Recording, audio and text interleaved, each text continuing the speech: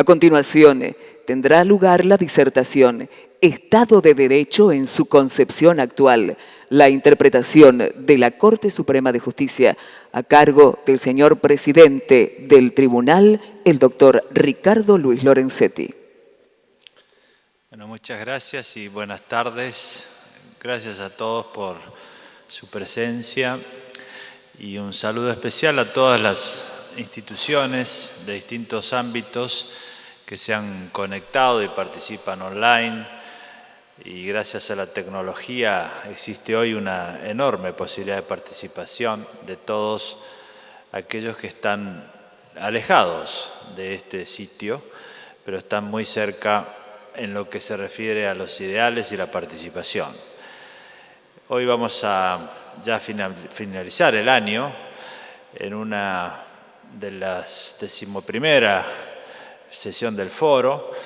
Luego de muchos temas, nos ha tocado un tema que es importantísimo y que ha concitado la atención de muchos de ustedes a través de sugerencias y de preguntas. Y me gustaría comenzar con una de las preguntas que he leído, que es importantes todas. Pero en relación al Estado de Derecho, una de las preguntas era si hay distintas concepciones del Estado de Derecho.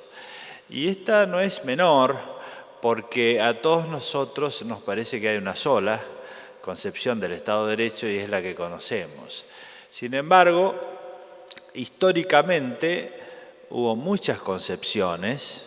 Empecemos por señalar que el Estado de Derecho nace básicamente como un modo de poner límites al poder centralizado del Estado, representado básicamente por la realeza en el sistema europeo y también en el sistema norteamericano. El rule of law es ser gobernado por la ley y no por la voluntad discrecional del gobernante de turno.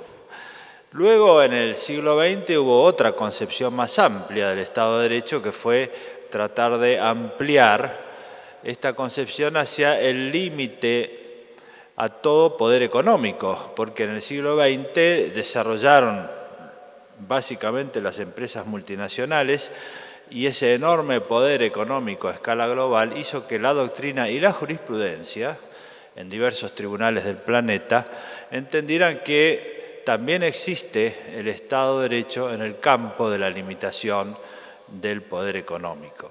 Y en el siglo XXI hubo una nueva oleada de ampliaciones en la concepción del Estado de Derecho como límite, que se refiere al límite respecto del control social, que es tal vez el ámbito más utilizado actualmente, porque ya esto lo hemos visto en distintas participaciones del foro. Existe un avance muy grande del sistema tecnológico cognoscitivo para el control de la vida humana y sobre todo de la libertad, a través del dato, la imagen, la información, esto que denominamos vulnerabilidad cognoscitiva. Entonces, a lo largo de la historia de Occidente, encontramos estas tres áreas en las cuales el Estado de Derecho es visto como un límite al poder estatal, al poder centralizado, un límite al área del poder económico y un límite al poder cognoscitivo que invade la esfera privada. Si nosotros dejamos de lado la mirada histórica y lo vemos desde el punto de vista de lo que sucede en el planeta y las distintas culturas, también tenemos diferencias, porque todo lo que les he manifestado es la versión histórica de la evolución en Occidente, pero en Oriente la concepción es absolutamente distinta respecto al Estado de Derecho y hay distintos países, sobre todo hoy se discute mucho con China, que sostienen que Occidente no tiene el monopolio acerca de lo que es el Estado de Derecho y que hay muchas versiones sobre el Estado de Derecho. Entonces hoy vemos el sistema chino que también se dicen que tiene Estado de Derecho y sin embargo para un occidental no podría afirmarlo. ellos sostienen que el Estado de Derecho no pasa por el control de la legitimidad democrática, sino por el funcionamiento del buen gobierno, de la gobernabilidad, y que ellos tienen una tradición milenaria en la creación de un sistema de gobierno basado en la experiencia de cada uno de los funcionarios que van pasando por las distintas localidades, provincias, hasta llegar a los espacios más altos. Y ese esquema competitivo crea una clase gobernante que va siendo mucho más entrenada que la que tenemos en Occidente, y básicamente es la idea del gobierno de una élite, como lo planteaban en Platón, de una base platónica, el gobierno de una élite, que para Occidente es algo impensado. Y hay otros países que también entienden que hay Estado de Derecho, y para Occidente eso no sería posible afirmarlo, como sucede en países como Rusia o bien sistemas parlamentarios muy concentrados. En fin, no hay una sola visión. Esto es importante en la aldea global, porque muchas veces creemos que hay un solo modo de ver el Estado de Derecho. Los países árabes también tienen otra concepción, pero nosotros tenemos que basarnos en la concepción que tenemos en Occidente y sobre todo en lo que dice nuestra Constitución y nuestra legislación, porque de lo que vamos a hablar es de cómo interpreta la Corte Suprema, que es un órgano del Poder Judicial. Es decir, el Poder Judicial tiene que interpretar la ley. No hacemos sociología, no hacemos política. Pero es importante que sepan que uno de los grandes debates del mundo actual es justamente ese: si hay una sola manera de ver el Estado de Derecho o hay múltiples modos de abordar este tema. Dentro de Occidente y dentro de nuestro sistema constitucional hay otro aspecto interesante que sí tiene importancia en la jurisprudencia, y es que desde mediados del siglo XX hasta ahora se ha desarrollado una cantidad de constituciones con contenido importante en materia de derechos fundamentales. Entonces se dice que el Estado de Derecho ya no es solo un límite al poder estatal concentrado, al poder económico concentrado o al poder cognoscitivo, sino también es el desarrollo de una serie de principios y de derechos, que es importante. Es decir, el Estado de Derecho no es solo un límite, sino un programa, y que sería bueno que todos los que tienen responsabilidades de gobierno lo tengan en cuenta, porque no es letra muerta, no es declaración, sino que es un programa de gobierno. El Estado de Derecho es el desarrollo del programa que tiene una generación. Y acá es donde residen muchos de los problemas jurisprudenciales que han planteado en las preguntas. Ahora bien, respecto del Estado de Derecho así planteado como límite y como desarrollo, la jurisprudencia de la Corte Suprema es muy amplia en una cantidad de aspectos importantes.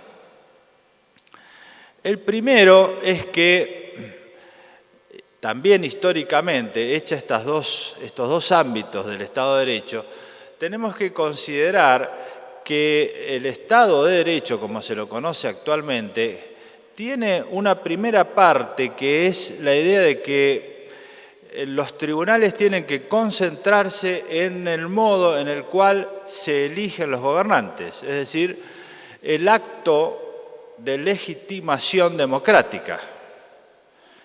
Esto fue la principal actividad en las constituciones del siglo XIX y el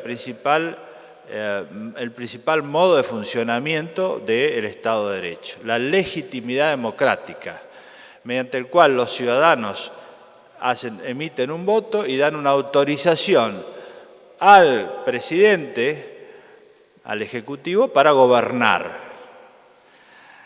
Esto ha cambiado sustancialmente porque ya hoy no se trata solo del control democrático, eleccionario que hace el ciudadano, sino del control de gobierno. Entonces el Estado de Derecho no está solo manifestándose en el acto de legitimidad de origen, sino en el acto de legitimidad ulterior, de ejercicio. Es lo que describe un libro interesante que se va a presentar aquí en Buenos Aires de Rosan Ballén, que es un sociólogo francés, que dice que el problema de hoy no es solo la democracia como acto de elección, sino la relación gobernante-gobernado. No es solo el que elige y su representante, sino el acto gobernante-gobernado, es decir, cómo hacer gobiernos democráticos, no elecciones democráticas, sino gobiernos democráticos. Bueno, este breve esquema es para que ustedes se ubiquen en la jurisprudencia, porque si nosotros tenemos que el Estado de Derecho es límite al poder estatal, económico, cognoscitivo, y que además hay un desarrollo del Estado de Derecho a través de los derechos fundamentales, y que esto se ve tanto en el acto de origen, es decir, la relación representante-representado, como en el ejercicio, la relación gobernante-gobernado, estos principios explican muy claramente la jurisprudencia. ¿Por qué? En el primer tema, nosotros hemos visto muchos fallos de la Corte que han generado cierta discusión, que es buena, en el sentido de que si el país solo se rige por la democracia o la democracia tiene límites. La democracia en el sentido de que hay un grupo de personas que elige representantes, representados, y aquel representante bien electo puede ser autorizado a realizar cualquier tipo de actos. Esto fue muy discutido en nuestro país y nosotros hemos dicho que no es así, que justamente lo que hay en nuestro país es un sistema de controles y por eso es que hay elecciones, pero después hay poderes judiciales que ejercen el control contramayoritario. Por eso es que hay una declaración de inconstitucionalidad y por eso es que nosotros hemos comenzado, por ejemplo, con la noción de ley legítima, pero injusta.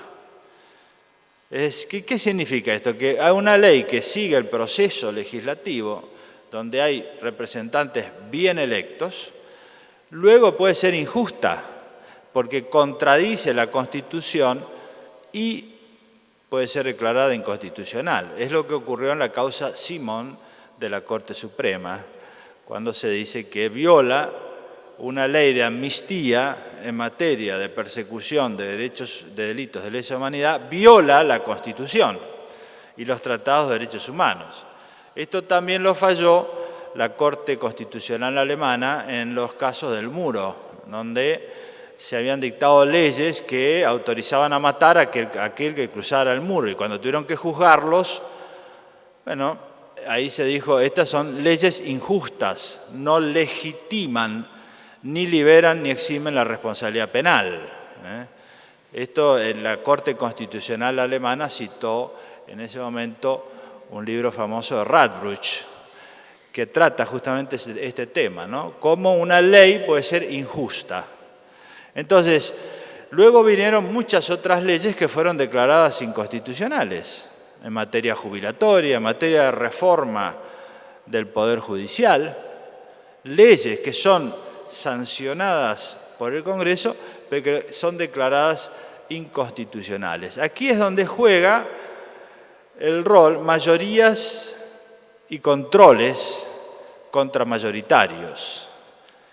Este es el equilibrio del Estatuto del Poder, mediante el cual nuestra Constitución se define por un tipo del Estado de Derecho, que es poner límites al poder estatal, económico y cognoscitivo, y también que esos límites sean referidos al al estatuto del poder originario, es decir, al momento en el cual se eligen. Fíjense que ahora esto ha avanzado y también se ha judicializado el proceso de elección. Si ya vemos cómo en Argentina y en muchos otros países también se judicializa el procedimiento electoral, si está bien una ley electoral, si está mal. Entonces, todo esto es un ámbito importante del Estado de Derecho que es conocido y sobre el cual mucho no voy a hablar porque además ya lo hemos tratado. Pero para ubicarse esquemáticamente, esto entra dentro de la primera categoría, el Estado de Derecho como límite y en el ámbito del control de legitimidad de origen en la relación representante-representado. Lo que hoy se desarrolla mucho es la relación gobernante-gobernado, porque una vez que alguien es electo, ya salimos de la relación representante-representado y pasamos a la relación gobernante-gobernado. Y como dice muy bien Rosambayén, que dice que realmente no hay mucho trabajado sobre lo que es el buen gobierno. Fíjense que hay toda una teoría política sobre cómo gobernar que se refiere a la trastienda, por ejemplo, Maquiavelo. Y no es bien vista. O Sun Tzu, el arte de la guerra, en la cultura china.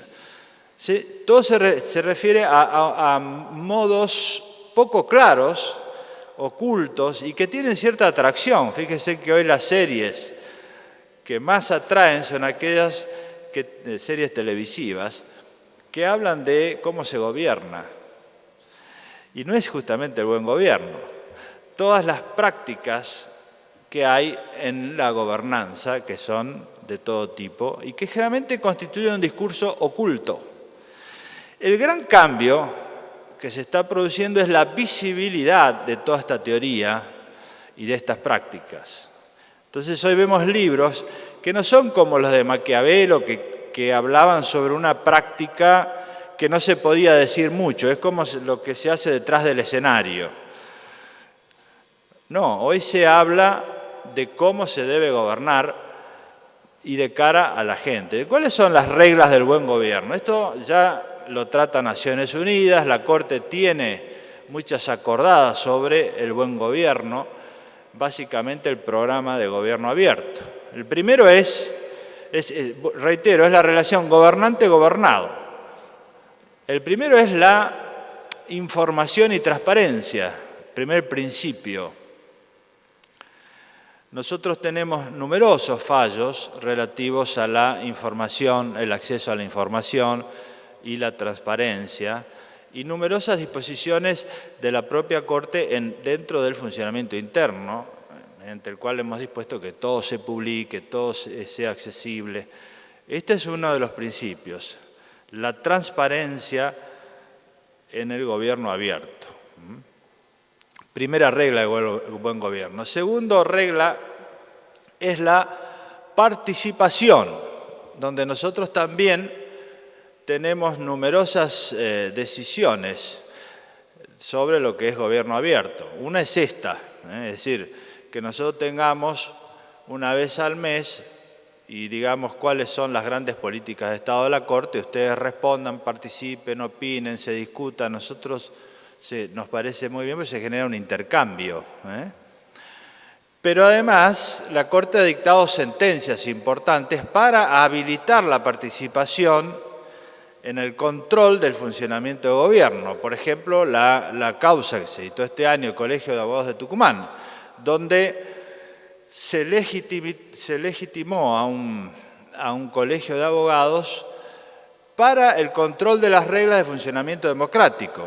Fíjense que este es un cambio muy grande en materia de legitimación en el campo de relación gobernante-gobernado. Es decir, que hoy puedan los colegios de abogados o cualquier otra organización no gubernamental, es decir, la sociedad civil, participar en la discusión sobre cómo es las reglas del funcionamiento republicano, es muy importante. Entonces, esta es otra línea relevante. La primera es la transparencia de la información, la segunda es la participación. Nosotros ya tenemos bastante jurisprudencia en materia de participación de la sociedad civil en el control y en las propuestas referidas a el buen gobierno. Y el tercer ámbito en el cual se trabaja y que menciona esta obra, este libro de Rosan Ballén, que se llama justamente El buen gobierno, es la idea de el hablar veraz, es decir la verdad, cosa que es de sentido común, pero que realmente en el arte del buen gobierno no se ha usado mucho, como bien lo demuestra él y casi todos los autores. Es decir, hay como un acostumbramiento a no hablar veraz. Uno, si digo la verdad, no me votan. Esto lo hemos escuchado en la Argentina, ¿no? Bueno, pero es que hoy está cambiando esto. ¿Por qué está cambiando? Porque lo que se necesita es generar confianza en instituciones. Fíjense ustedes, algo que yo he citado en otras oportunidades, y yo veo acá gente joven que a lo mejor no se acuerda, pero hace unos años había una publicidad que decía, donde usted lee esto, interpreta esto otro, es decir, la interpretación contraria. Entonces, decía, donde usted lee el que apuesta al dólar pierde, debe comprar dólares. Es decir, nuestro país, nuestra gente se acostumbró a interpretar a contrario sensu del discurso público. A esto se refiere la idea de transformar las reglas del buen gobierno en el campo del hablar veraz. Para que esto suceda es necesario también una política de Estado y por ahí va todo lo que estamos haciendo en materia de comunicación pública. La Corte tiene mucho, es decir, prácticamente todo lo que se dice está publicado. Todo lo que yo hablo, por ejemplo, está grabado. En cualquier lado que yo dé una charla está grabada. Entonces, uno no puede contradecirse si está todo grabado, ¿no? No es tan fácil, por lo menos no es tan fácil. Entonces, poco a poco, la idea del buen gobierno es crear confianza a través del valor de la palabra. Si uno dice algo, tiene que tener fundamentos, tiene que tener principios y sostenerlos a lo largo del tiempo. Esta parte tal vez es la que nos está faltando cuando vemos tantos cambios, ¿no? Pero creo que son las tres áreas fundamentales en las cuales hoy se trabaja la relación gobernante-gobernado en el Estado de Derecho. Reitero, transparencia, participación y hablar veraz, la veracidad de la palabra. Entonces, esto ya hemos pasado de la cuestión de límites, de los casos vinculados a la representación, la relación representante-representado, a la relación gobernante-gobernado. Y hay otro ámbito que nosotros insistimos mucho, que va más allá de la cuestión del límite, es la cuestión del desarrollo del Estado de Derecho.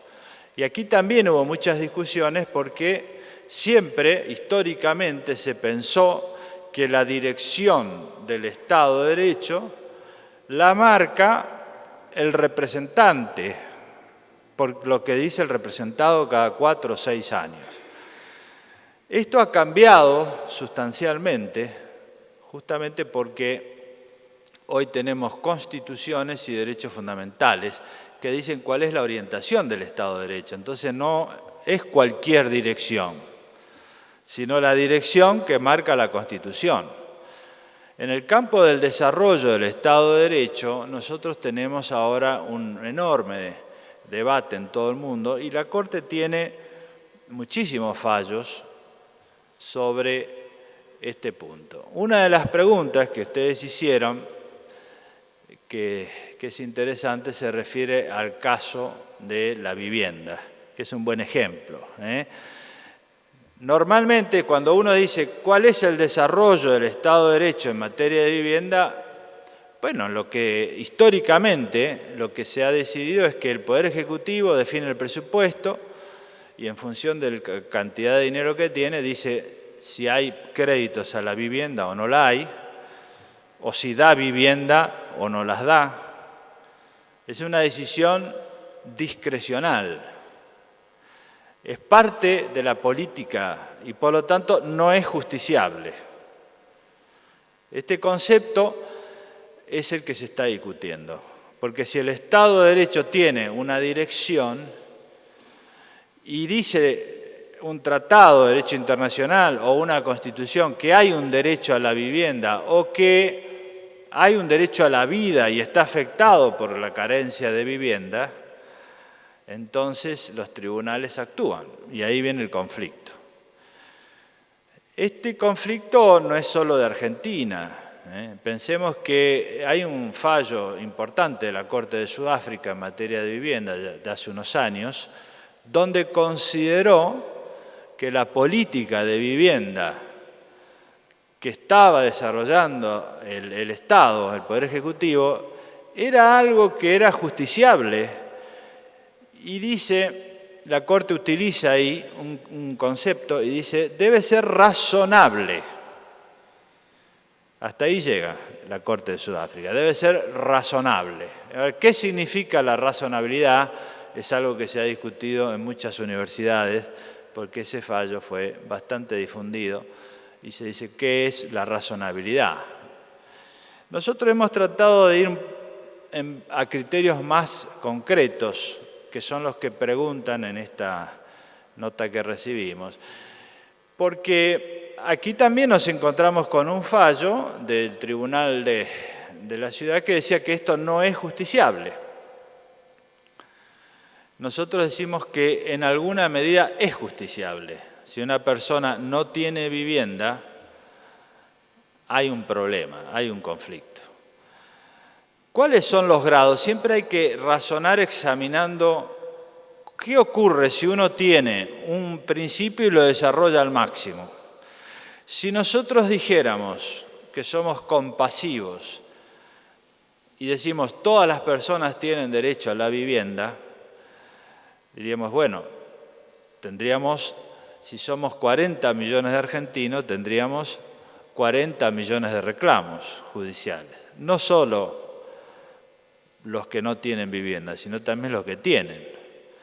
Porque tendríamos que definir cuál es el contenido de la vivienda.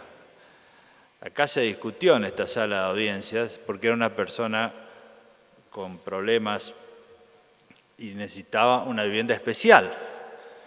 Entonces, ¿qué tipo de vivienda? Una vivienda con una habitación, con 3 dormitorios, un dormitorio para cada persona, si son personas que tienen capacidades especiales o discapacidad, con rampas, debe tener aire acondicionado, no debe tener aire acondicionado, es hoy elemental que tenga determinados servicios como cloacas o no. Ahí entramos en un tema muy complicado. Y después, si decidimos dar a todos, satisfacer los derechos de todos con la mejor calidad, es decir, el principio desarrollado hacia máxima expresión, maximizar el principio, nos encontramos con un problema presupuestario. ¿Cómo hacemos para darle viviendas a todos? Entonces, ¿qué hacemos? Decimos, bueno, la plata la sacamos de los hospitales, de la educación o de dónde. Entonces tenemos que gobernar y decir entonces, bueno, inviertan menos en educación o inviertan menos en cualquier otro tema que se les ocurra, en asistencia al Estado, a los bancos o pongan más impuestos. Es decir, tendríamos que gobernar para solucionar este problema. Por eso es que maximizar este principio en el sentido de que todos tengan acceso a vivienda y que el contenido del derecho a la vivienda sea el que cada uno de los ciudadanos establezca, es muy difícil y es imposible y nadie lo ha sostenido. Entonces, sabemos que esto tiene que tener límites. El primer límite es que no puede ser que cada ciudadano establezca cuál es el contenido. hay un contenido mínimo. Fuera de ese contenido mínimo, cada uno establece, según sus recursos, lo que puede. Pero además, me preguntaban por qué hacemos esta diferencia entre derechos fundamentales de contenido directo y contenido derivado. Contenido directo es cuando hay una afectación a un derecho fundamental, por ejemplo, la libertad, y uno interpone un habeas corpus y ahí inmediatamente uno sabe que la libertad, la vida, la imagen debe ser protegida, ahí no hay dudas. Pero cuando se trata de derechos económicos sociales, el esquema constitucional es que primero pasa por el Congreso y es el Congreso el que tiene que hacer este balance de cuánta plata pone en la vivienda, cuánto en la educación, cuánto en la salud, cuánto de impuestos. Esa es la actividad del Congreso. Y si el Congreso no lo hace, primera opción, o lo hace pero lesiona algún derecho fundamental, ahí puede interponer alguna acción judicial el ciudadano y entonces actuar los tribunales. Entonces, por eso decimos derivado, porque primero tiene que haber una ley. Primero lo trata el Congreso. Si el Congreso no lo hace, los tribunales pueden declarar la inconstitucionalidad por omisión y lo han hecho. La Corte tiene mucha jurisprudencia y todos los tribunales en el sentido de ordenar al Congreso que lo haga o integrar. Por ejemplo, recuerdan el caso de Mellán contra Sofovich, donde el Congreso no había legislado sobre el derecho de rectificación y la Corte lo desarrolló, al ABI. La Corte desarrolló una acción no legislada. Ahí hay una omisión del Congreso y se avanza en los tribunales desarrollándolo. Pero hay otros casos en los cuales el Congreso legisla, pero esa legislación es insuficiente y afecta a un derecho fundamental. En este tema del derecho a la vivienda, en la Ciudad de Buenos Aires había legislación y además había tratamiento para aquellos que no tenían viviendas, los que viven en situación de calle, había legislación también. El problema era que esta persona no entraba en ninguna de esas categorías porque vivía en la calle con un niño y había ese niño enfermo y había una situación extrema. Entonces, el criterio fue, si hay una legislación, el Congreso cumple con su función. Pero si esa legislación, al ser aplicada, en un caso en particular nos encontramos con una afectación grave del derecho a la vida o del derecho del niño, porque acá se aplicaba también la Convención de los Derechos del Niño, ahí en ese caso extremo uno puede ordenar solucionar esa situación temporariamente hasta que se pueda encontrar una salida. Es un equilibrio muy fino para que mantengamos la división de poderes. Porque si nosotros no mantenemos la división de poderes, vamos a gobernar desde el Poder Judicial y eso no es posible. No tenemos las herramientas ni sabemos. Pero es importante entender esto en los derechos fundamentales que constituyen el desarrollo del Estado. Es decir, hay que buscar un equilibrio para que el Poder Ejecutivo, el Legislativo sigan con su tarea de gobierno y el Poder Judicial complete o integre aquellas fallas en el desarrollo del Estado de Derecho. Y finalmente, creo que el tema del desarrollo del Estado de Derecho hoy tiene un ámbito que se está discutiendo ahora en estos días, que es la cuestión ambiental. Naciones Unidas y la OEA, nosotros estamos llevando un proyecto ahora en la Convención sobre el Cambio Climático que habla del Estado de Derecho Ambiental o el Estado Ambiental de Derecho, the Environmental Rule of Law. ¿Por qué? Porque de lo que se trata es de aplicar el estándar del Estado de Derecho a la cuestión ambiental y evitar el doble estándar. Porque lo que hoy se está viendo por efecto de esta globalización es que el Estado de Derecho puede llegar a ser lo que fue en Grecia, es decir, perfecto pero aplicable a unos pocos, en la Grecia del siglo V, de Pericles. Por ejemplo, el tema de los inmigrantes. Nosotros ya hemos hablado de esto, es decir, si uno dice todos estos derechos son para los ciudadanos y los que no son ciudadanos no los tienen, ahí hay un problema. Ese es un doble estándar, que hoy es trágico, se está viendo en todos los diarios.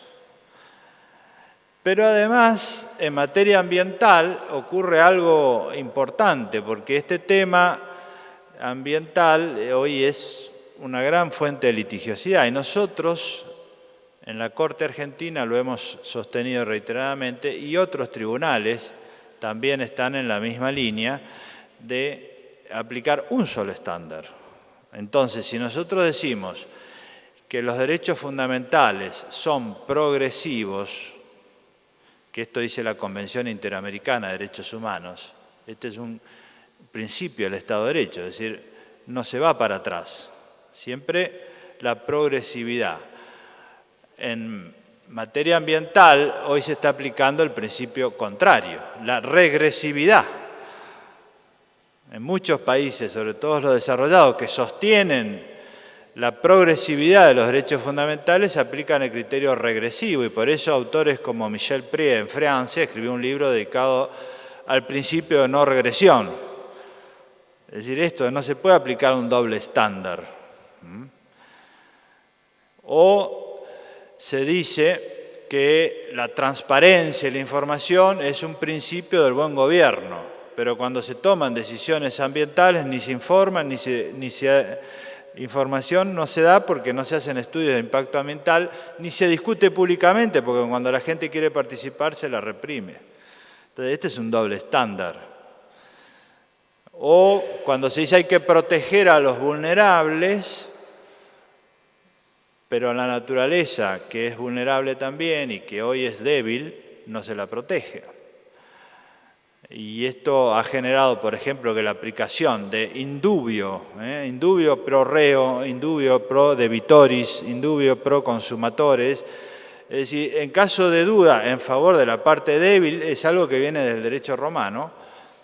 Cuando un tribunal, como el brasileño, puso en sus sentencias indubio pro natura, se armó un escándalo.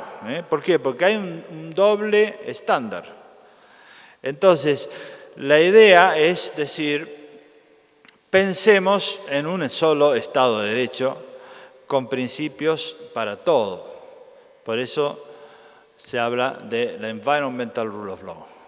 La idea de que debe haber un Estado de Derecho ambiental con principios aplicables con el mismo criterio a la regulación de la economía, de la sociedad y de la naturaleza, que son los tres sistemas que tiene que regular el derecho. Y deben ir, por eso es necesario que vayan todos en la misma dirección, porque si la regulación de la economía va en una dirección, la sociedad en otra y la naturaleza en otra, nos va a ir mal, que es lo que nos está pasando. Por eso esta idea del Estado de Derecho es muy rica y se ha ido ampliando. Ya no se habla más solo del Estado de Derecho como el imperio de la ley, y esto ya lo puso de manifiesto en Argentina hace muchos años Guillermo O'Donnell. No es solo la ley, el imperio de la ley, es todo esto. Y los tribunales tienen un importante rol que cumplir, como así también las universidades, los abogados y abogadas. Es un tema en permanente evolución, más aún si se toma en cuenta esta idea de que ya no es solo límite, sino participación en el desarrollo del Estado de Derecho, porque es lo que las constituciones y los tratados internacionales nos van marcando.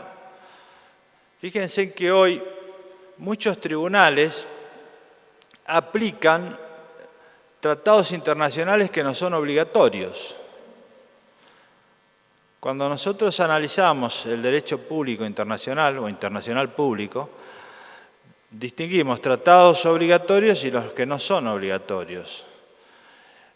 Pero cuando uno ve la jurisprudencia, no solo que se citan en los fallos de aquí, de casi todos los países, excepto los que se resisten totalmente, ¿no? Como Estados Unidos, que prácticamente no aplican en la jurisprudencia ni citan tratados internacionales. Pero se citan no solo tratados que no son obligatorios, sino preámbulos de los tratados o decisiones del derecho secundario de los tratados o derecho derivado, es decir, los comités que se crean con los tratados hacen dictámenes, como por ejemplo la Organización Internacional del Trabajo o cualquiera, el Tratado de Kioto en materia ambiental. Y se citan esos, que muchas veces no son obligatorios. Entonces hay una trascendencia muy grande de los poderes judiciales que a veces traen al ámbito nacional principios de desarrollo del Estado de Derecho que ni siquiera están dentro de la legislación local. Es una dinámica muy rica, muy interesante y que justifica que nosotros nos sigamos reuniendo. Bueno, nada más y muchísimas gracias.